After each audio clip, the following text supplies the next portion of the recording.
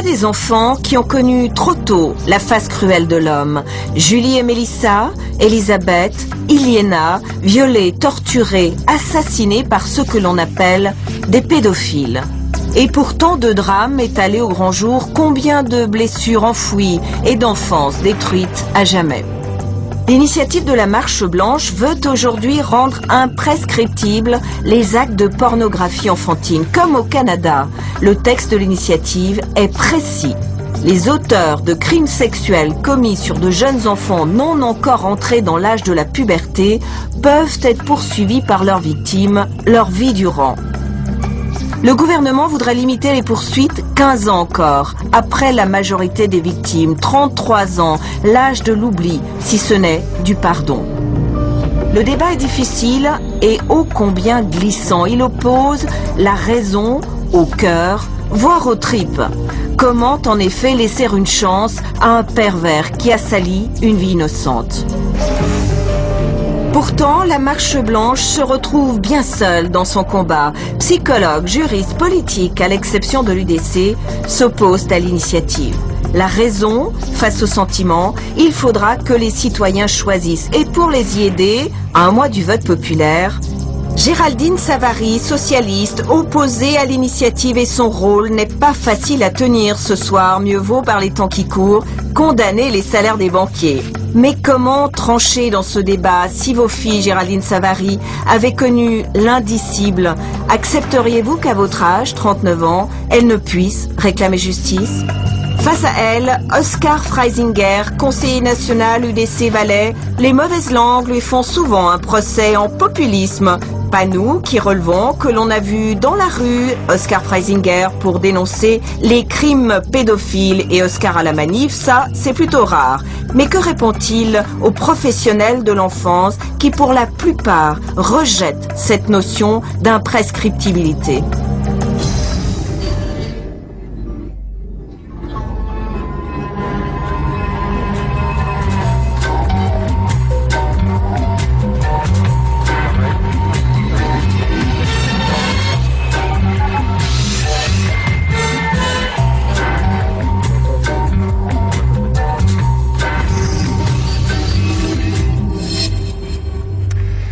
Bonsoir à tous. Débat délicat, très émotionnel ce soir et pour cause, personne, absolument personne ne peut rester indifférent aux besoins de justice d'un enfant violenté. Géraldine Savary, bonsoir. Bonsoir. Bonsoir Oscar Freisinger. Bonsoir. Avant de débattre de cette initiative intitulée pour l'imprescriptibilité des actes de pornographie enfantine et de son contre-projet, une question peut-être plus générale. Géraldine Savary, diriez-vous que la Suisse accuse globalement un retard dans la lutte contre la pédophilie ? Oui, globalement, elle accuse un retard, en particulier en matière de surveillance d'Internet. Je pense que sur ce point, on a pris du retard et maintenant le législateur, c'est-à-dire les chambres fédérales, le Conseil fédéral, est en train d'accélérer un peu les choses, faire en sorte que ce dossier avance plus vite et que le personnel formé pour lutter contre la pédophilie sur Internet, par exemple, eh bien, soit plus nombreux qu'auparavant. Et vous, Oscar Freisinger, vous déplorez aussi un certain retard de la loi contre ce drame, ce fléau? Absolument, puisque il n'y a pas de volonté politique réelle, et je l'ai vu lors de cette triple initiative parlementaire que nous avons tenté de déposer avec M. Darblay et puis Mme Simoneski, où on demandait que quelqu'un qui avait abusé d'enfants ne puisse plus, dans le futur, travailler avec des enfants, et pour ça, il faut quelque part qu'il y ait une trace, soit sur son casier judiciaire, soit sur une liste quelconque, et qu'il soit interdit ensuite de travailler avec des enfants. Eh bien, pour faire passer quelque chose comme ça au Parlement, je peux vous dire, c'est la croix et la bannière. C'est comme si... Il y a 36 000 arguties juridique, mais le problème, il existe, et c'est des êtres humains qu'il faut essayer de sauver. Et là, je pense qu'il y a effectivement un manque de volonté politique. Alors, on va débattre de cette initiative. Est-ce que vous diriez, comme ça, à chaud et très globalement, qu'elle contribue à faire avancer les choses? Elle a contribué à faire avancer les choses, puisque à la suite de cette initiative, le Conseil fédéral, les chambres fédérales se sont rendus compte qu'il y avait un problème, qu'il y avait une lacune, en particulier la durée, le délai de prescription pour déposer plainte à la suite d'une infraction sur un enfant. Eh bien, ce délai était trop court. Et ça, moi, je salue tout à fait le travail de Marche Blanche. Je pense qu'il était indispensable. Et c'est à la suite de cette action, eh bien, qu'on s'est dit, il y a un problème, il faut améliorer les lois. Donc, ils ont mis le doigt là où ça fait mal, mais la réponse n'est peut-être pas la bonne pour vous. Ça fait mal. mal. Je pense qu'ils doivent continuer à faire un travail pour dire aux législateurs voilà les problèmes, et je pense que la réponse de cette initiative, par contre, est contre-productive pour les victimes. Et puis, si je peux me permettre encore, par rapport à la présentation que vous avez faite, sur la question émotion-raison. Moi, je suis pas favorable à distinguer l'émotion de la raison. Je pense qu'il faut de l'émotion politique, et l'émotion, elle doit conduire à trouver de bonnes solutions. Il faut avoir de l'empathie pour les personnes que l'on défend, et les solutions, elles existent, mais je pense que cette initiative, même avec l'émotion qu'on doit avoir, elle ne va pas dans la bonne direction. Dès qu'on dit le mot violence sur un enfant ou pédophilie, immanquablement, on est de l'émotion, on ne peut pas être dans un autre registre. Tant mieux, d'une certaine manière, tant mieux. Il faut que le politique soit nourri par l'émotion, et après qu'il dépose des projets qui soient les plus efficaces possibles pour les victimes. Mais on arrive encore à raisonner sur un sujet comme ça, ce sont d'abord les tripes qui... Mais je ne suis pas ici pour défendre quelque chose qui n'est que le fruit de mon émotion et de mes tripes. Je suis ici parce que j'estime que cette initiative, elle est tout à fait raisonnable. Elle correspond à ce que demande d'ailleurs notre Constitution, qui veut protéger de manière particulière les enfants. Et je crois que cette imprescriptibilité, on va le voir durant le débat, elle correspond au type très particulier de crime auquel nous avons affaire. C'est vraiment adapté à ce type de crime. Il faut d'abord décrire exactement ce que c'est et en quoi ce crime n'est pas comparable avec les autres. Et là, on pourra définir pourquoi cette initiative est vraiment adaptée. Mais c'est une bonne initiative. Pour moi, c'est une bonne initiative. Alors, aucun sujet, bien sûr, même les plus délicats, n'arrête l'humour salutaire de Mix et Remix, un humour particulièrement délicat, mais il est indispensable, Mix et Remix. Quant à vous, bien entendu, vous pouvez réagir à ce qui se dira ce soir en envoyant vos SMS à l'adresse qui s'affiche en ce moment sur votre écran. C'est toujours la même. Alors, pour celles et ceux qui ne seraient pas au fait du contenu de cette initiative populaire et de son contre-projet, je vous propose maintenant rapidement, avec Guy-Olivier Chapuis, de revenir sur les principaux enjeux sur lesquels nous sommes appelés à voter prochainement. Mars 2006, plus de 116 000 signatures pour l'initiative de l'association Marche Blanche. Une initiative pour mieux protéger les victimes mineures d'actes sexuels, un texte court, définitif. Imprescriptibilité de l'action pénale et de la peine pour les auteurs d'actes d'ordre sexuel ou pornographique sur des enfants impubères. L'action pénale et la peine pour un acte punissable d'ordre sexuel ou pornographique sur un enfant impubère sont imprescriptibles. Si la nécessité de faire évoluer le cadre légal n'est pas contestée, le Conseil fédéral et le Parlement refusent pourtant un texte aux contours trop imprécis. Deux problèmes majeurs sont soulevés. Premier problème, l'imprescriptibilité. Pour les initiants, les victimes mineures d'actes sexuels ont besoin de temps pour oser briser le silence. Par question donc de mettre une limite dans la durée pour porter plainte et ouvrir une action pénale contre les agresseurs. Les initiants clament que c'est à la victime et à elle seule de choisir entre l'oubli et le recours à la justice. Le contre-projet indirect estime l'imprescriptibilité trop excessive. Aujourd'hui, un abuseur peut être poursuivi 15 ans après les faits. Le contre-projet propose de conserver cette durée, mais de faire partir ce délai de prescription à partir de 18 ans. Les victimes ne pourraient plus ouvrir de procédure pénale après 33 ans. Deuxième problème, la notion d'enfant impubère. Les initiants relèvent la nature particulièrement sordide des crimes commis sur des enfants, mais sans proposer une définition juridique de l'âge de la puberté. Un terme, du reste inconnu du code pénal suisse. Pour les initiants, cette notion sera précisée plus tard. Le contre-projet est plus précis, il fixe à 16 ans maximum l'âge pour être reconnu victime mineure d'actes sexuels ou pornographiques. Le contre-projet y ajoute tous les actes contre la vie et l'intégrité des enfants. Christine Bussa, bonsoir. Vous êtes présidente de l'association Marche Blanche qui lutte contre la pédophilie et qui est donc à l'origine de cette initiative. Alors on se résume très rapidement. Aujourd'hui, en matière de violence sexuelle contre des enfants, il y a 15 ans, on peut poursuivre quelqu'un jusqu'à 15 ans après la survenance des faits. Donc une personne victime, par exemple, d'une telle violence à l'âge de 10 ans et qui pourrait le prouver, ne pourrait plus rien faire à l'âge de 26 ans. Or, cette initiative, si elle est adoptée, permettrait donc d'avoir toute la vie devant soi pour dénoncer en justice un tel acte. Pour vous, le temps, la maturation qu'apporte le temps, c'est un élément essentiel. C'est un élément indispensable parce que c'est un enfant qui est abusé. Contrairement à n'importe quel autre crime, un enfant, l'abuseur, il va faire en sorte que l'enfant ne parle pas. Il va faire en sorte de lui faire comprendre que ce qu'il est en train de subir, c'est ou une punition ou un apprentissage de quelque chose. Il va le manipuler, il va le former, il va l'éduquer dans cet esprit. Donc après, quand il devient adulte, cet enfant, pour lui, c'est quelque chose qui aura été normal. Et tout d'un coup, il va commencer à sentir les conséquences de tout ça. Quand il va commencer, par exemple, une vie sexuelle, tout simplement, avoir des enfants, se marier, il va aussi peut-être par moment se demander est-ce qu'il y a une homosexualité qui est en train de rentrer en ligne de compte, il ne sait pas trop où il en est.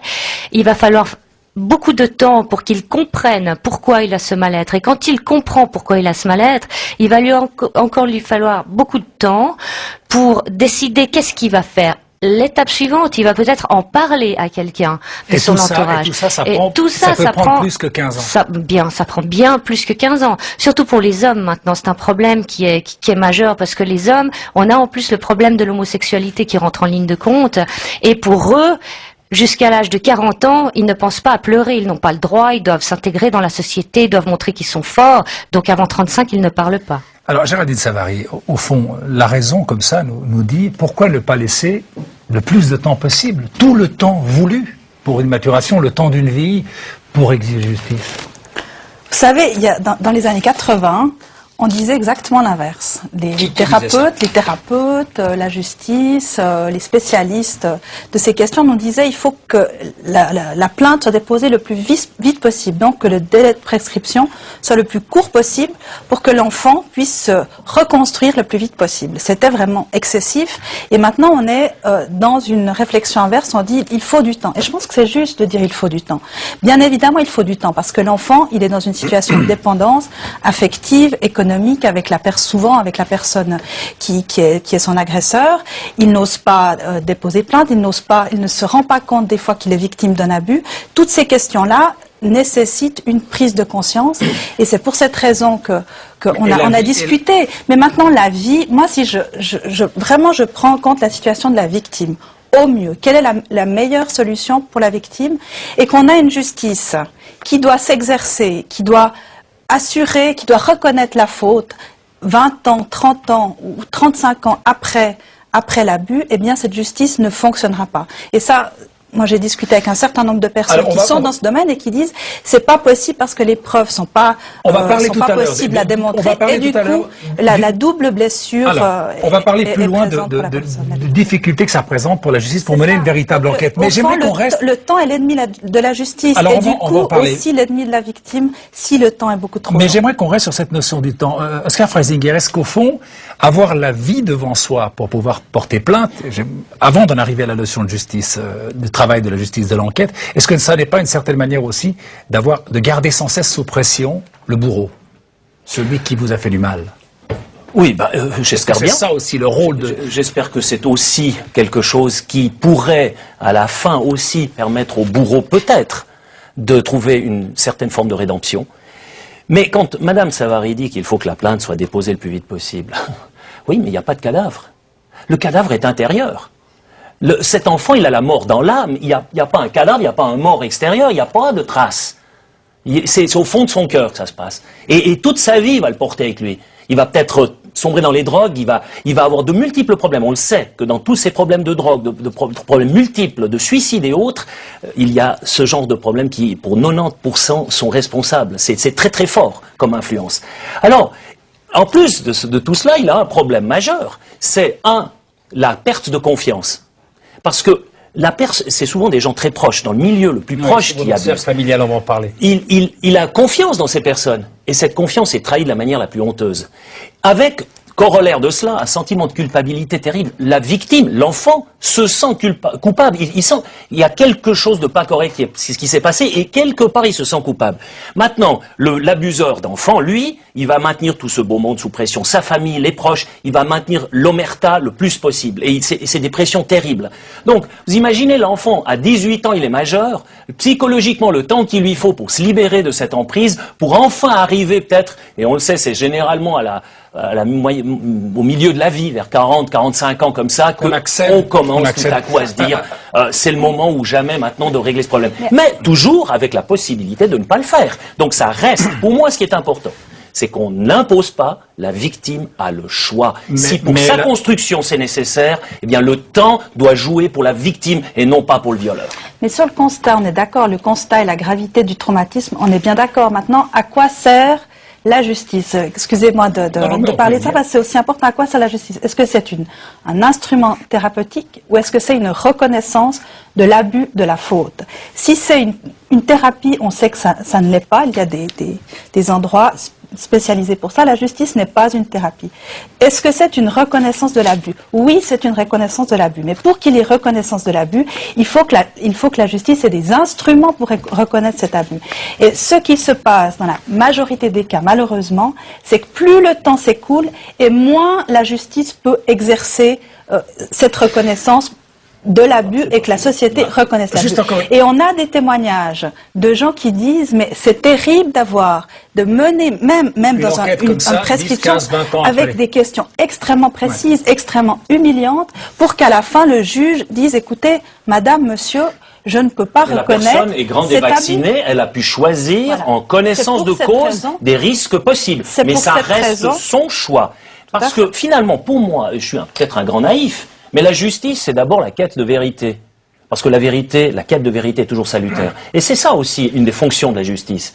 Et vous savez, avec le temps, l'avantage du temps, parce qu'on revient à cette question, nous sommes toujours dans cette question. C'est le premier point sur le temps à disposition. Il y a un facteur extraordinaire avec le temps. C'est que ça délie des langues. Ça délie par exemple la langue de l'épouse du violeur. Ça délie des langues dans l'entourage. Ça permet peut-être aussi de sauver d'autres victimes potentielles. Voilà l'avantage que je vois dans cette imprescriptibilité de la chose. Alors Luc Bartassa, vous êtes à titre personnel, vous êtes conseiller national PDC, votre parti dit non à cette initiative, mais à titre personnel, vous êtes favorable, vous soutenez la démarche de la Marche Blanche, comme Christophe Darbelet, d'ailleurs, le président du PDC.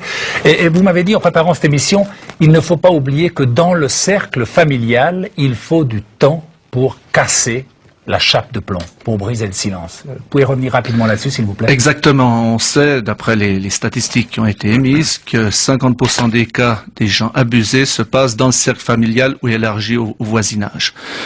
Mettez-vous à la place d'un enfant qui subit quelque chose de son père ou d'un parent proche, de pouvoir parler. Dans la famille, c'est déjà pas évident de parler toujours des petits problèmes de tous les jours, mais d'un problème comme ça, j'imagine que vous vous sentez la cause d'un éclatement familial. Alors, quand on parle de tout ce qu'on a pu déjà parler ce soir, au nom de quoi les abuseurs on pourrait leur permettre de l'oubli de leurs crimes, quoi.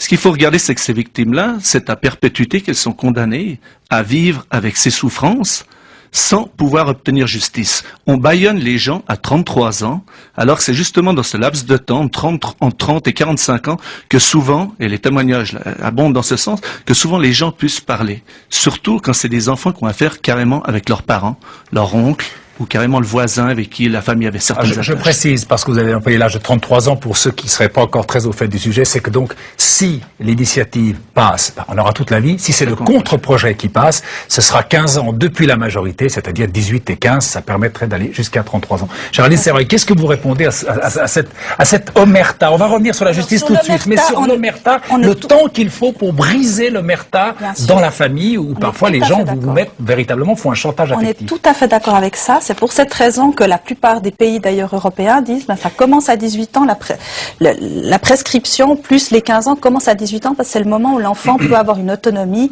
commence à avoir une autonomie affective, financière par rapport à un parent qui l'aurait abusé. Donc ça c'est juste et il est de notre devoir, des collectivités, des milieux proches de l'enfance, d'alerter le plus vite possible, de repérer, de détecter, de signaler s'il y a des problèmes au sein d'une famille.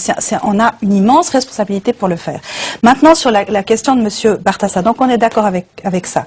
Sur la question de l'abuseur, il faut savoir malheureusement que la plupart des personnes qui commettent des infractions sur des enfants sont des multirécidivistes, premièrement, et deuxièmement, qui sont souvent dans le déni des actes qu'ils ont commis.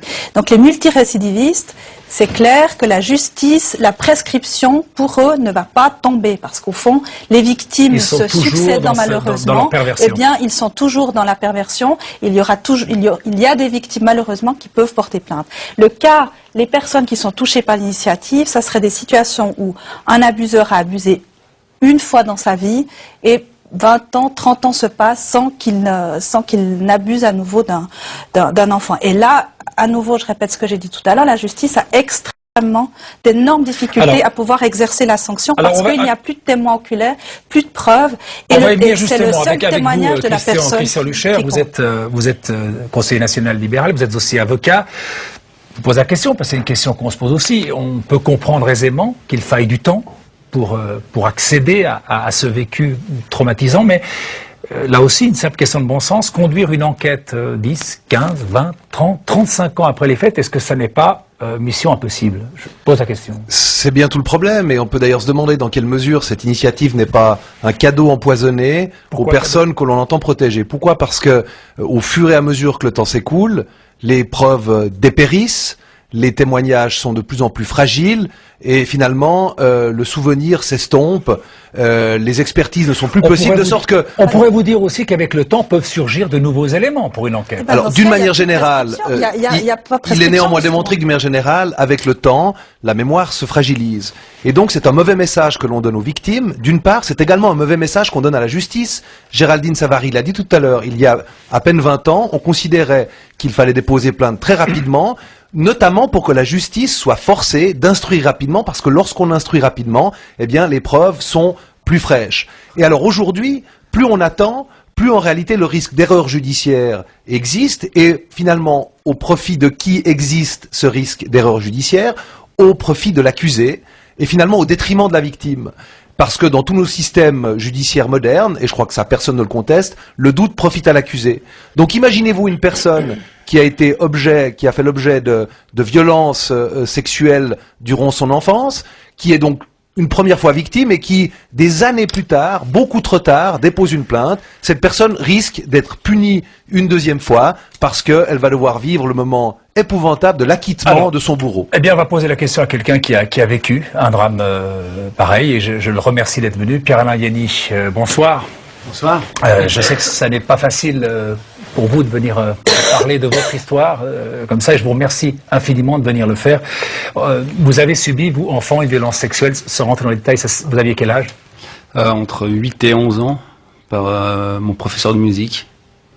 Et alors, plus tard, enfin, comment est-ce que vous avez vécu avec cette douleur? Qu'est-ce qu'on fait? On l'enfouit, on la refoule? Oui, justement, on l'enfouit. On essaye d'oublier, c'est pas possible, mais de mettre ça au plus profond de nous-mêmes et puis de faire avec, quoi, d'essayer de vivre une vie normale. Vous, ça vous a pourri la vie? Ouais. De quelle manière? Pas rentrer dans les détails, mais ça m'a bien abîmé, quoi. J'étais un peu en marge de tout, enfin, je veux dire, je commençais un travail, je finissais, je commençais autre chose, les relations, c'était un peu à gauche, à droite, enfin, j'avais pas une grande stabilité, on va dire. Dans ce que vous viviez. Ouais. On va venir après à votre avis sur la votation, mais j'aimerais encore savoir peut-être votre agresseur, qu'est-ce qu'il est devenu? Il est toujours là. Dans la nature? Ouais. Donc on peut considérer qu'il continue à sévir. Ouais. Alors, aujourd'hui, donc, vous avez 39 ans. Ça veut dire que pour vous, le contre-projet ne vous permettrait pas de poser plainte. Il n'y a que l'initiative qui vous permettrait de dire je me lance dans une procédure dont on vient de dire qu'elle est peut-être douloureuse. Aujourd'hui, vous envisageriez, vous le feriez? Ouais, justement, alors je vais répondre à M. Lucher. Pour le temps, moi, à rigueur, il y a 10 ans en arrière, 15 ans en arrière, j'aurais pas pu faire ce que je voudrais faire maintenant. Et moi, je peux vous garantir, ça m'est arrivé entre 8 et 11 ans, je peux vous dire le moindre mobilier qu'il y avait chez lui, je pouvais même vous le décrire physiquement, ce mec, de A à Z. Donc, je pense pas que le temps atténue quoi que ce soit. Et à la rigueur, ce serait mon choix même de supporter l'acquittement de cette personne, mais au moins ce serait fait. Et je vous garantis que je peux décrire tout ce qu'il y avait chez lui, et lui, je peux le décrire de A à Z. Il n'y a rien qui est oublié. Encore une question, Monsieur Ianni, je vous remercie beaucoup de les témoigner, mais on disait tout à l'heure, se lancer dans une procédure judiciaire comme ça, c'est aussi remuer le couteau dans la plaie, c'est prendre un risque. Ce risque-là, vous seriez prêt à le courir? En se lançant dans une procédure juridique? Ouais, je crois que oui, si elle passe, ouais. Vous voterez oui? Ouais. Ah oui. Philippe Jaffé, vous êtes professeur de psychologie et des droits de l'enfant à l'Institut universitaire Kurt Busch. Votre avis sur cette problématique du temps, sur ce retour, sur un événement des années après, sur son côté entre guillemets thérapeutique ou alors nouvellement traumatique? Bien, je crois que ça a déjà été dit. Le temps aide énormément les victimes à retrouver la manière de s'exprimer sur quelque chose qui les a cassés moralement et physiquement. Mais ce temps n'est pas infini dans le développement de la ressurgence de cette mémoire. On sait que la mémoire dépérit progressivement avec l'âge, même si on peut se rappeler de certains détails. On sait aussi que les victimes souhaitent aussi s'exprimer avant, aussi vite que possible. Ils lancent des signaux, ils les lancent dès l'adolescence, dès les premiers pas d'autonomie qu'ils font par rapport à leur famille, mais c'est à nous de les écouter avant. C'est à nous de les écouter aussi lorsque la majorité des victimes s'expriment avant l'âge, disons, de jeune adulte, vers 25 ans. Alors cette parole, elle existe déjà avant pour la vaste majorité des victimes. Elle est souvent solitaire, elle est très courageuse. Et on doit l'écouter de manière à ce que ça ne doit pas devenir une difficulté judiciaire pour valider cette parole. Parce que ça a déjà été dit, les dommages collatéraux sont importants pour ces victimes si la justice ne le reconnaît pas. Dans le prolongement de ce que vous dites, M. Jaffé, M. Freisinger, j'ai une question. On parle beaucoup aujourd'hui de la société de l'enfant roi. Hein. L'enfant est au centre de nos préoccupations, il est sacralisé, on satisfait tous les désirs et les besoins de l'enfant. Est-ce qu'au fond, aujourd'hui, par rapport au passé, c'est pas plus facile pour un enfant de s'exprimer? Est-ce qu'on l'écoute pas plus? Est-ce que peut-être on n'a pas tendance à aller plus vers lui, ce qui lui permettrait peut-être de ne pas avoir besoin de tant de temps pour s'exprimer? C'est une pure hypothèse. Vous imaginez de quoi on parle? Des enfants de plus en plus jeunes qui sont violés, déjà à 3-4 ans. Vous imaginez ce corps-là qui vous saute dessus, qui pue l'alcool et qui vous viole. Puis après, vous venez me dire que la mémoire de cette personne pourrait flancher.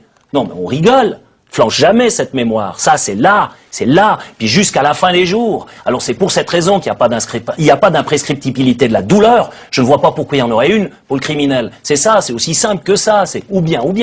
On va pas venir faire des arguties sur ce thème. Et l'enfant roi, bien sûr, l'enfant roi, là où ça se passe bien, il peut être tant roi qu'il veut. Mais je me permets quand même de dire que les résultats de l'enfant roi, on les voit à l'école. Est-ce qu'on l'écoute pas plus, cet enfant aujourd'hui? Est-ce que finalement, il y a forcément besoin d'autant de temps que ça? Certains enfants, peut-être, certains, qui sont peut-être plus forts, peut-être plus, je sais pas, qui ont plus d'énergie vitale, arriveront à le faire. Mais la plupart, ils se referment comme une huître et ils sont prisonniers d'eux-mêmes à vie. Ils sont à l'intérieur de cette psyché meurtrie et ils n'arrivent pas à s'en sortir. Alors, je me dis que s'ils peuvent un jour, à l'âge adulte, prendre cette décision, en connaissance de cause, ils savent qu'ils pourraient peut-être éventuellement perdre. Moi, je trouve que c'est une chance qu'on doit leur donner. On fixe là un délai parfaitement arbitraire, 33 ans. On dit voilà, tu as 33 ans, tu peux. Ah, 33 ans et un mois, c'est trop tard. Là, il rencontre son violeur tous les jours, il passe à côté. Bah, c'est fini. Voilà. Mais c'est impensable une chose pareille. Je pense que cette personne doit pouvoir faire ce choix, sachant qu'elle pourrait éventuellement perdre. Maintenant, les moyens de preuve, permettez quand même de vous dire, mais quelques semaines après, sur ce genre de crime, quelques semaines après, les moyens de preuve n'existent déjà plus. 1 ou 2 années après, c'est fini, c'est terminé. Par contre, je crois qu'avec le temps et l'âge, je crois que les langues se délient réellement, qu'il y a des témoignages qui apparaissent. Et puis, vu que c'est des multirécidivistes, il faudra bien que quelqu'un, une fois, dépose plainte, qu'une fois quelqu'un commence, pour que d'autres, peut-être, trouvent le courage de le faire aussi. C'était aussi cet effet-là que je vois dans la possibilité. Déjà fait, vous aviez envie de répondre à Oscar Freisinger? Oui, je voulais juste apporter un commentaire dans la foulée de votre question. Au fond, ces victimes qui demandent maintenant l'imprescriptibilité, et d'une certaine manière, je les comprends, elles sont l'émanation finalement de ces décennies passées où, lorsqu'une victime essayait de s'exprimer, on trouvait porte close à la police, on trouvait porte close dans les milieux thérapeutiques, les psys sont aussi à blâmer, le judiciaire ne prenait pas en compte ces demandes, et au fond, ce refus d'entendre crée ce besoin énorme, égocentrique de la victime, et ce n'est pas du tout pour la blâmer en aucune sorte, c'est comme ça qu'elle vit ce calvaire, ce qu'elle vit au fond d'elle-même, de vouloir s'exprimer et de porter cette possibilité d'expression pour le futur. Mais les victimes d'aujourd'hui ont d'autres options. Madame Messa. Oui, j'aimerais quand même réagir sur plusieurs choses. Déjà, par rapport à ce que le docteur Philippe Jaffé dit, il est psychiatre, psychologue, il a l'habitude aussi de répondre, de voir des enfants, d'accord, mais des adultes, ça je ne suis pas sûre. On a fait une étude très large auprès des psychiatres et psychologues en Suisse. Il se trouve que près de 90% d'eux, contrairement à ce qui a été dit en début d'émission, soutiennent l'imprescriptibilité parce qu'ils ont l'expérience des témoignages des victimes, ils entendent les victimes. Alors, on va pas se balancer des études, des chiffres voilà, comme ça, parce que chacun peut inventer la sienne. Ok. Maintenant, une deuxième chose auquel je tiens à répondre. Nous sommes allés au Canada. Nous avons rencontré des personnalités dans le domaine du juridique là-bas. Nous avons rencontré une procureure. Alors, petite précision, on l'a dit, au Canada, ce genre de délit fait l'objet de l'imprescriptibilité, juste qu'on soit clair. Voilà. Qu'est-ce qu'on tire comme enseignement du cas canadien? Là-bas, quand on écoute des gens qui travaillent dans le domaine du juridique, ils ne savent pas, ils ne peuvent pas imaginer comment nous pouvons travailler avec la prescription. C'est-à-dire? Ce qu'une procureure nous a dit, par exemple, quand on reçoit un dossier, si on sait qu'il est prescrit dans 6 mois, on va le mettre de côté parce que c'est trop tard, ou alors on va s'acharner dessus et ce dossier il sera bâclé. Voilà. Donc il faut laisser du temps aux victimes, il faut laisser du temps aux juges, il faut laisser du temps à tout le monde pour parler. Et encore pour dire, Madame Savary, je ne sais pas où elle est allée trouver ce prétexte de dire. Après on va la laisser répondre. Non. Oui, on va mais de toute façon elle va avoir suffisamment la parole. Ça, vous savez, ça passe très vite. Alors faites vite. Ça passe très vite. Non, pour dire que je trouve qu'elle répond à la place des victimes et ça me fait quand même mal parce que nous les entendons, les victimes. Les psychologues les écoutent, les victimes. Donc je crois que les victimes elles-mêmes et ces gens-là sont les mieux placés pour savoir quel va être le bon moment pour parler. Et ça, je trouve gonflé de parler à la place de ces gens-là. On a entendu à ce propos M. Yeni dire tout à l'heure, si je pouvais, je porterais plainte aujourd'hui encore, même si c'est pas simple. Qu'est-ce que vous répondez à ça? D'abord, je n'ai absolument pas la prétention de me mettre à la place de qui que ce soit. Je crois que j'essaye de faire au mieux mon travail de parlementaire et de trouver des solutions qui sont les meilleures, à mon avis, pour les victimes d'abus sexuels dans notre pays.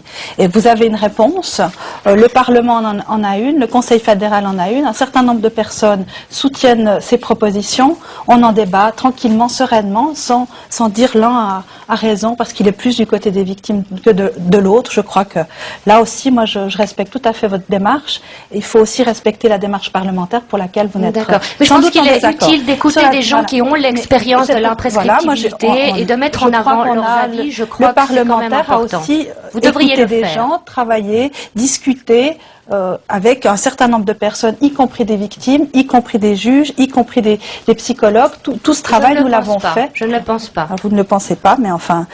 Voilà. Vous avez tout ce que vous dites. Au fond, vous n'avez aucun argument qui m'a convaincu jusqu'à maintenant pour dire qu'il faut voter non à cette initiative. Je veux dire, le seul argument, c'est de vous mettre à la place des victimes et dire « Oh, ça pourrait être dommageable pour les victimes ». Mais enfin, voilà, c'est le seul argument valable que j'ai entendu. C'est que vous êtes mis à la place des victimes. Et moi, je prétends, écoutez, la victime doit pouvoir choisir. Voilà, c'est tout. Elle ne veut pas le faire, elle ne fera pas. Elle veut le faire, le choix peut être fait, mais dans une limite, effectivement, jusqu'à 33 ans, parce qu'on considère que cette limite... C'est l'âge du Christ, ou bien? Parce qu'on considère que cette limite, elle est suffisante entre le moment de la majorité, le travail thérapeutique, qui permet d'apporter au-delà.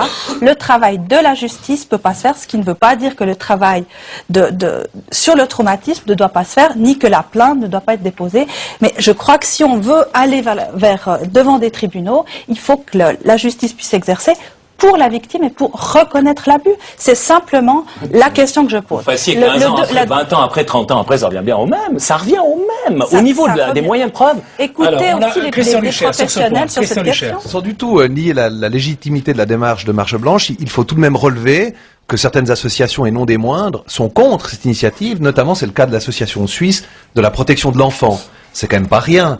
Les gens qui sont là pour protéger les enfants sont opposés à cette initiative. Première chose. Deuxième chose, il est difficile de comparer nos systèmes juridiques à celui du Canada, parce qu'il s'agit d'un système anglo-saxon, sans faire de la théorie et étaler ma science. En Angleterre non plus, il n'y a pas de prescription. Néanmoins, il se trouve qu'après un certain temps, les poursuites sont de facto abandonnées. Et on voit aussi qu'en Suisse, les magistrats sont opposés à cette question d'imprescriptibilité. Puis dernière remarque, si vous le permettez. Que fait-on des victimes qui ont envie, parce que cela existe et cela a été démontré, des victimes qui ont envie, alors que la prescription est intervenue, de pouvoir livrer leur histoire sans que la personne qui les a abusés ou sans que leur bourreau soit condamné. Ces gens-là méritent aussi d'être protégés. Or, avec votre initiative, plus personne n'osera dénoncer des faits s'il ne veut pas que la personne qui a abusé de sa situation soit condamnée. Oui, moi j'aimerais revenir sur la théorie de M. Lucher du cadeau empoisonné. Si on regarde dans l'autre sens, et monsieur a témoigné en tant que victime tout à l'heure, si on bâillonne les gens à partir d'un certain âge, ou justement à cet âge-là, ils pourraient parler, que deviennent ces gens? On sait très bien, Monsieur Barthassa, on sait très bien que ces gens ne guérissent pas tout seuls. Le système judiciaire ne peut plus les aider à partir d'un certain moment. On sait très bien qu'un assassin, à un certain moment, doit être poursuivi. On sait très bien que ces gens ne guérissent pas tout seuls. On a des témoignages de gens qui ont vécu ça auprès de professeurs d'internat ou autres, et ces gens-là sont toujours en fonction, souvent avec des responsabilités encore bien plus importantes qu'avant. Alors qu'est-ce qu'on fait avec ces gens-là? Alors on va bâillonner des gens à 33 ans pour pouvoir excuser les crimes de certains ou les oublier tout simplement. Va changer, alors de nouveau, si on veut penser aux victimes, laissez s'exprimer les victimes. Leurs crimes, c'est des gens qui ne tombent pas sous la prescription. C'est des gens c'est vous qui le dites. Les statistiques actuelles, elles sont faites sur des témoignages de personnes. Cette initiative est tout à fait contre-productive. Vous ne prenez pas en compte les gens qui n'ont pas pu témoigner et que le chiffre est 3 fois plus nombreux si ce n'est pas 10. Ne parlez pas tous en même temps. Je ne suis pas tout à fait d'accord parce que si le violeur continue, n'est-ce pas? Les dernières victimes, elles, sont encore totalement sous son emprise. S'il n'y a pas une des toutes premières qui dépose plainte, eh bien, il pourra continuer, vous voyez, parce que ce facteur temps est important. Donc il faut que la toute première dépose plainte et tout à coup, ça tombe comme un château de cartes, on s'aperçoit. Regardez les multiples cas de pédophiles. Alors j'aimerais vous soumettre une réaction qui nous est parvenue sur notre site infrarouge.tsr.ch. Je vais vous demander à la régie d'envoyer ce message. Voilà, un enfant violé porte toute sa vie ce fardeau. Il n'y a pas de prescription à sa souffrance. Pourquoi l'accorder à son bourreau? Et j'aimerais relier ce message avec un sondage qui est paru, un sondage informel qui est paru la semaine dernière dans le quotidien 24 heures. Il a interrogé ses lecteurs et 973 ont répondu, 80% d'avis favorables pour cette initiative. Est-ce que franchement, pour beaucoup de gens, ce qui est fait à un enfant est l'acte le plus odieux qui soit. Est-ce que ça n'est pas là-dessus que finalement on peut difficilement argumenter, parce que c'est tellement odieux qu'on se dit quelque chose comme ça peut exiger réparation toute une vie. Philippe Jaffé. Oui, elle peut exiger réparation toute une vie, mais il suffit pas d'affirmer qu'on a été violenté et abusé pour que tout le monde doive le croire. Pour reprendre la formule célèbre, la sincérité subjective ne garantit pas la véracité objective.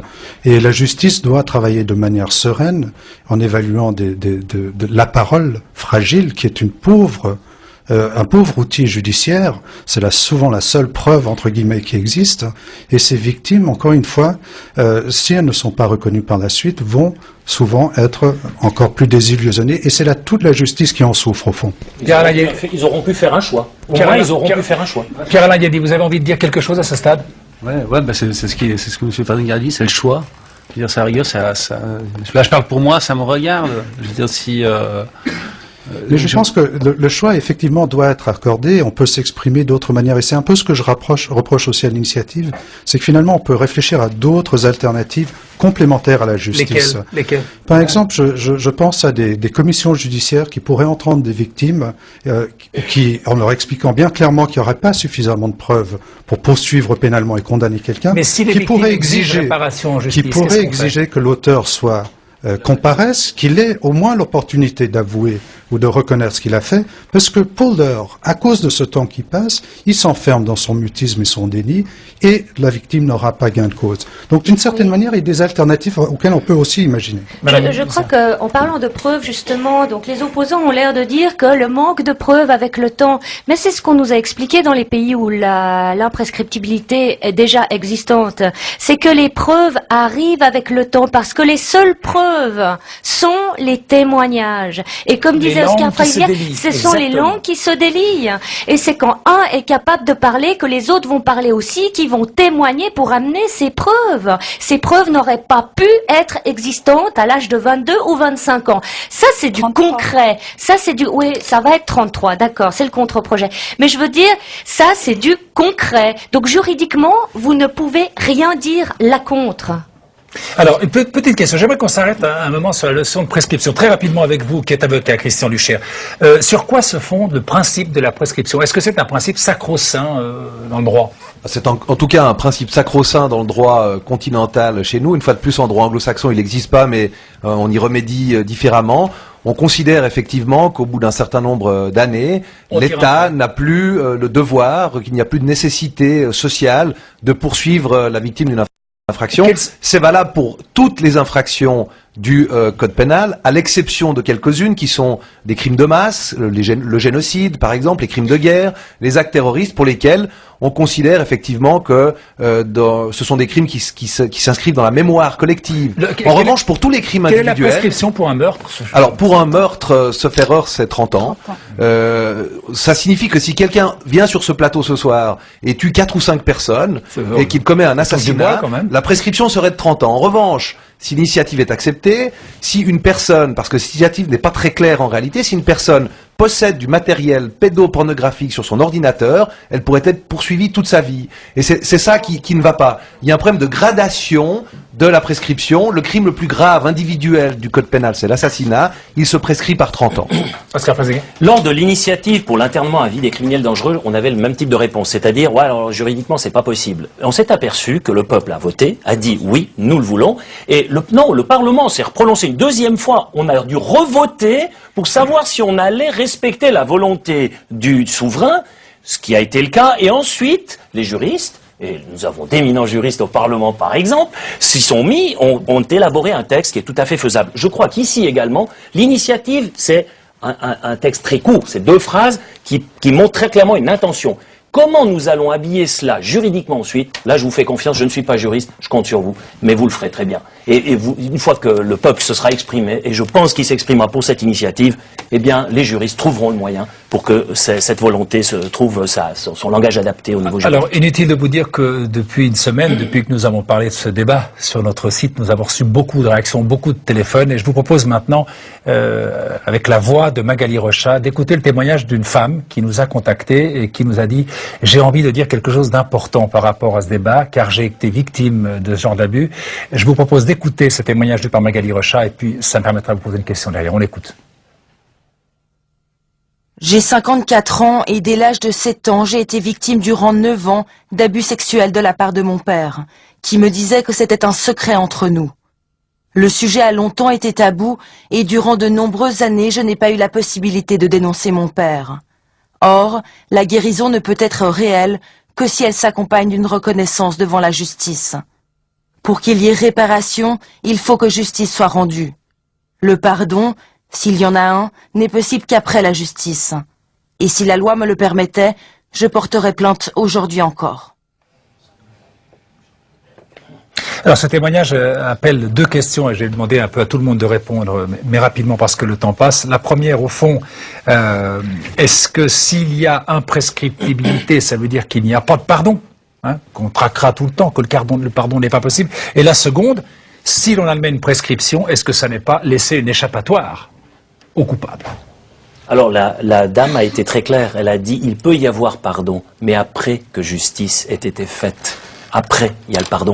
Et je pense que peut-être que l'aveu, au niveau même de l'abuseur, cet aveu pourrait aussi, pour lui, peut-être être une forme de rédemption. Ça peut aussi sauver son âme à lui, peut-être. Donc il faut aussi voir cet effet-là. Autre réaction à ce qui vient d'être dit? Oui, mais je crois qu'on ne doit pas exiger le pardon de qui que ce soit. Enfin, on ne doit pas exiger qu'une victime pardonne à son abuseur, quel que soit d'ailleurs que la justice se mette en œuvre ou pas. Je crois que ça, c'est une liberté, c'est un choix, c'est un travail. Il y a le pardon, il peut y avoir la colère, il peut y avoir la résilience, comme on dit. Une victime se dit, je ne suis pas qu'une victime, j'ai pas envie d'être une victime toute ma vie.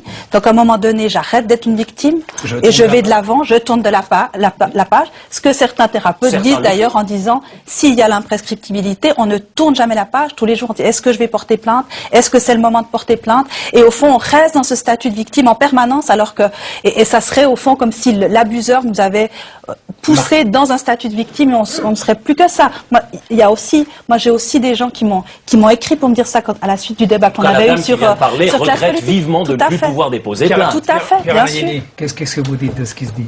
Ouais, non, moi, je pense que déjà au niveau du pardon, c'est vrai que bon, c'est très difficile. Maintenant, si l'initiative passe, après avoir mûrement réfléchi, ouais, moi je poserais plainte. Puis je pense même que rien que si la personne déjà avoue ce qu'elle a fait, déjà pour nous la rage elle s'atténue quand même déjà un peu. Mais vous pensez qu'elle va avouer? Est-ce que vous êtes persuadé qu'elle va avouer? Pourquoi elle avouerait? Persuadé de rien, mais n'importe quel tueur en série n'est pas forcément obligé d'avouer. Vous avez déjà vu un délinquant avouer tout de suite devant la justice? C'est pareil pour un abuseur. Il va évidemment qu'il va me dire oui, je vous ai abusé pendant 4 ans, c'est évident.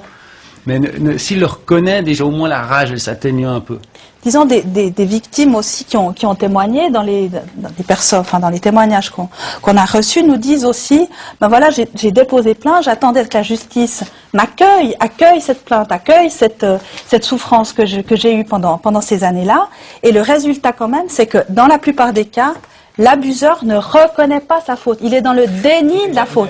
Donc la victime se retrouve avec une justice humiliante qui va lui poser énormément de questions pour que son témoignage devienne crédible et face à un abuseur qui ne reconnaît pas sa faute. Alors peut-être que vous avez l'envie et le choix, vous voulez avoir le choix de prendre ce risque. Je peux bien le comprendre. Vous ne faites plus procès contre aucun assassin et contre aucun voleur parce qu'il pourrait être... C'est pour ça qu'il y a une limite. Il pourrait s'en sortir. Parce qu'au moins la justice peut s'exercer et se mettre du côté des victimes. Si la justice ne peut pas protéger les victimes, la justice ne peut pas s'exercer. C'est la seule question qu'on a à se poser, à mon avis, aujourd'hui. La victime de déterminer si pour elle c'est nécessaire et utile. On s'aperçoit qu'au Canada, parmi les femmes, c'est 23,8% qui le font et 11,1% des hommes. Donc c'est un pourcentage quand même relativement bas des gens qui choisissent cela. Mais ce pourcentage-là de personnes qui le jugent nécessaire doivent avoir ce choix. À part l'Angleterre, effectivement, on est dans les délais de prescription. Une dernière chose aussi, peut-être, c'est si je porte plainte, combien même à la rigueur à moi, ça me rapporterait peut-être plus rien. Peut-être que la justice fera en sorte que cette personne ne puisse plus travailler avec des enfants. Parce que là, actuellement, moi, j'ai appris cette année que cette personne qui m'a abusé moi travaille encore avec des enfants. C'est impensable. Ça, c'est effectivement accessible. Un instant avant de vous passer la parole, Monsieur Jaffé, j'aimerais encore revenir sur ce point qui revient dans beaucoup de courriers que nous avons reçus avec vous, Christian Luchaire. Est-ce que la prescription, ces 15 ans, n'est pas aussi, d'une certaine manière, une échappatoire pour le type qui a fait ces actes? Au fond, 15 ans après... 15 ans, donc c'est 15 ans à partir de la majorité. Oui, c'est-à-dire, oui. Donc en réalité, si un enfant a été abusé à l'âge de 10 ans, ça signifie que pendant 23 ans, le bourreau risque d'être poursuivi. Ces 23 ans-là, la personne, et c'est d'ailleurs à la base un des motifs aussi, mais qui a été un peu abandonné dans les théories juridiques de la prescription, c'est ce qu'on appelle l'insomnie des 20 ans. On considère qu'une personne vit dans l'angoisse, dans la peur d'être poursuivie, voire, et on l'espère, dans le remords, et qu'au bout de 20 ans, cette personne-là doit être oubliée par la possibilité d'être poursuivie pénalement. C'est le droit à l'oubli. Alors, une fois encore, c'est notre système juridique général. On peut le changer. Je ne fais pas partie de ceux qui pensent que l'initiative est inconstitutionnelle. Donc, si le peuple l'accepte, il faudra bien l'appliquer. Mais ça ne fait pas du tout partie de notre système juridique actuel. Une fois encore, seuls les crimes de masse sont au bénéfice de l'imprescriptibilité et les crimes les plus graves individuels du code pénal sont limités par une prescription qui est extrêmement longue. Et là, une fois encore, on peut avoir une prescription qui est de l'ordre de 20 ans. Le système judiciaire est fait de telle sorte que la société attend d'une personne qui a été victime d'une infraction qu'à un certain moment, elle fasse un choix si elle veut que son abuseur soit poursuivi. Rapidement, parce que j'aimerais qu'on passe à un autre message qu'on a reçu. C'est vrai que la question, si l'initiative est acceptée, la question de l'imprescriptibilité pour des dealers qui précipitent dans la mort des dizaines de jeunes, des assassinats graves de multiples personnes, eh bien, est-ce que ça doit rester dans un délai de prescription ou pas? Le verrou saute et on peut arriver dans un système où, au fond, on est dans une société où où tout est tout le temps devant la justice. Le crime ici est différent. Notre esprit, on n'est pas dans une justice de la vengeance. Les crimes que vous décrivez, on est dans une justice comme vous avez un cadavre qui s'est pris un pruneau au milieu du front, il déposera plus plainte. C'est réglé, il déposera plus plainte. Monsieur Freisinger, dans notre cas, la douleur continue. Cette personne, c'est une sorte de mort lente sur toute une vie. Vous pensez qu'attentir à la vie, c'est donc moins grave que de... Mais non, mais je dis simplement que le cadavre, lui, ne dépose plus plainte, alors qu'ici, nous avons quelqu'un qui a cette mort lente en soi et qui doit, à un certain moment, essayer de sortir de cela. Monsieur Freisinger, votre discours est caricatural. Parce que il se trouve que si l'on suit l'initiative et si on accepte cette initiative au profit du contre-projet, on ne permettra pas que soient poursuivis après 33 ans des enfants qui ont été victimes d'infractions de type corporel, simplement. Donc, ce que prévoit en revanche le contre-projet. Si je suis moi enfant victime de lésions corporelles, selon l'initiative, à partir de 33 ans, je peux plus déposer plainte. Or, ou pas à partir de 33 ans, mais disons la prescription ne s'appliquerait plus qu'à ces actes-là. Avec le contre-projet, un viol, c'est pas une lésion corporelle. Vous êtes drôle, les juristes. Non, c'est évidemment une lésion épouvantable. En revanche, mais si un enfant est battu, sans qu'il soit violenté sexuellement, cet enfant-là n'est pas protégé par votre initiative. Or, le contre-projet, lui, a le mérite, jusqu'à un certain âge, de protéger l'enfant. Et puis, Monsieur Jaffé. Justement, peut-être qu'il sera temps aussi de faire quelque chose là-dessus si l'initiative elle passe. Ça serait quand même intéressant. C'est vrai que la marche blanche s'occupe des abus sexuels. Effectivement, ça serait cohérent de faire quelque chose après. Ça, je vous l'accorde et j'espère qu'il y en a qui le feront. Alors, c'est ce que le Conseil fédéral a fait. Absolument. Avec son contre-projet. Pour en revenir à vos choses, oui, de dealers et comparer à des histoires de dealers et puis tout ça. Excusez-moi, mais c'est peut-être pas tout à fait la même chose. Il faut un cheminement quand même dans la tête, comme on a expliqué tout à l'heure. Il faut un cheminement pour la personne, pour pouvoir parler, pour pouvoir se rendre compte. Vous parlez de dealers, de crimes, c'est des choses, c'est des faits. On les reconnaît tout de suite. On n'a pas besoin de 10 ans pour savoir qu'est-ce qui s'est passé. Vous acceptez qu'un dealer échappe à la justice, par exemple? Oh, mais on n'est pas en train de parler de dealers, on va pas comparer des crimes, on est en train de parler de pédophilie, madame. On est en train de parler d'enfants qui sont violés. Arrêtez de nous parler de dealers. Et madame, les dealers, le 90% des toxicomanes sont des gens qui ont été abusés. On ne parle pas de dope ce soir, c'est pas l'objet du sujet. Le débat pour quels dealers, laissons-les où ils sont. Rapidement, Monsieur Jaffé. La justice aidera les victimes si elle peut se réaliser avec beaucoup de sérénité, et il faut autoriser les victimes à parler jusqu'à un âge précis, mais il ne faut pas oublier qu'il faut protéger les enfants, et pour les protéger, il faut faire une répression intelligente des personnes qui commettent des crimes contre les enfants, mais aussi ne pas croire que la justice répond à tous les problèmes. J'ai reçu une dame de passé 80 ans, très rapidement, qui est venue me raconter l'abus qu'elle avait subi 70 ans auparavant. Et elle me dit, je me souviens bien de ce qui s'est passé, mais tout au long de ma vie, j'aurais préféré que quelqu'un reconnaisse, me croie, quand j'étais jeune, ce qui s'est passé. Alors à ce propos, puis on arrivera au dernier chapitre, à ce propos, on a un courrier, une lettre qui nous est arrivée ce matin de Don Didier, je vous en cite juste un tout petit bout. Le problème n'est pas la prescription ou pas, j'aimerais votre réaction là-dessus, c'est comment faire comprendre aux enfants de parler le plus vite possible, de ne pas avoir honte, de ne pas avoir peur, mais il faut savoir que ces mêmes enfants violentés sont parfois l'objet de menaces de mort. Eh oui. On va juste commencer peut-être par ne pas leur mettre des enseignants qui ont été condamnés pour pédophilie. Ça, c'est déjà une première chose. Maintenant, Monsieur Barthassa. Écoutez, le meilleur moyen d'aider les victimes, si la justice, si la société veut aider les victimes, c'est de leur laisser le droit à la parole. Et le fait qu'ils puissent s'exprimer donnera l'exemple peut-être aux plus jeunes, parce qu'on sait que les choses évoluent, on en parle. Il y a eu l'affaire du trou, il y a eu toutes ces affaires-là. On doit laisser aucun échappatoire à ces abuseurs. On doit peut-être faire preuve, en tout cas maintenant, de tolérance zéro et de donner un signe fort au niveau de la société pour que ces gens-là puissent dénoncer et que ça fasse tache d'huile et que ça soit un petit peu le domino qui va pouvoir faire bouger les autres. Alors ce matin, dans votre conférence de presse, Madame Musa, vous avez cité un chiffre. Selon les statistiques officielles, 340 enfants sont abusés chaque année en Suisse. 340. Et j'aimerais vous lire ce deuxième message qui vous est parvenu sur le site infrarouge.trcr.ch. Et puis je vous pose une question à tous pour conclure. Le voici. Cette personne nous dit oui à l'imprescriptibilité car les pédophiles sont susceptibles de le rester toute leur vie et sont donc nuisibles longtemps. Ça m'amène à la question suivante, qui sera la question de conclusion. On a le temps d'en parler un moment. La pédophilie, on est clair, c'est une perversion, mais c'est aussi une maladie difficilement curable, je le suppose. Alors, pensez-vous que l'imprescriptibilité puisse diminuer les violences faites aux enfants. Pensez-vous que cette initiative, si elle passe, puisse avoir un effet dissuasif? Autrement dit, est-ce que ça contribue à lutter contre la pédophilie? Je vous pose la question à tous. Non, je ne pense pas qu'elle a un effet dissuasif sur des personnes qui sont troublées très profondément sur le plan comportemental. Et par contre, il faut qu'on développe des manières beaucoup plus performantes pour identifier ces personnes le plus tôt possible. Et vous avez mentionné le besoin d'inculquer aux enfants de pouvoir parler beaucoup plus rapidement, aussi rapidement que possible. Et moi, je mise beaucoup plus sur cet aspect préventif auprès des victimes, aussi proches que possible des événements qu'ils allèguent. Parce que c'est là toute la force de la preuve de leurs paroles.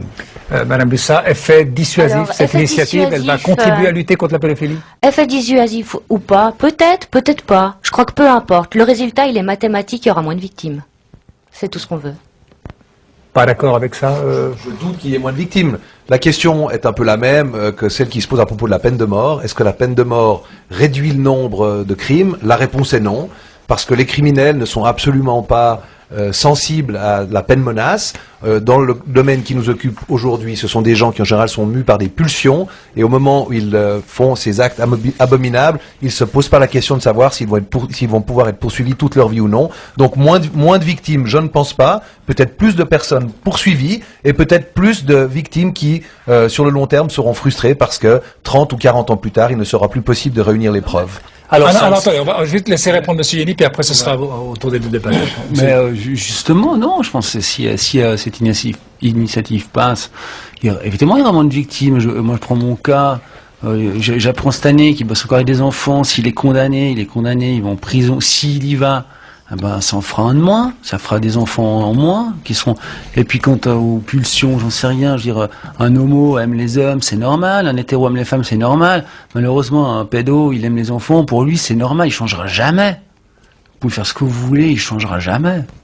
Monsieur le Président, il faut qu'il soit poursuivi le plus vite possible, dans ce cas-là. Oui, il faut qu'il soit poursuivi le plus vite possible. Étant donné que les victimes ont besoin du temps pour arriver à une accusation, ben voilà, c'est le serpent qui se bouffe la queue, c'est pas possible.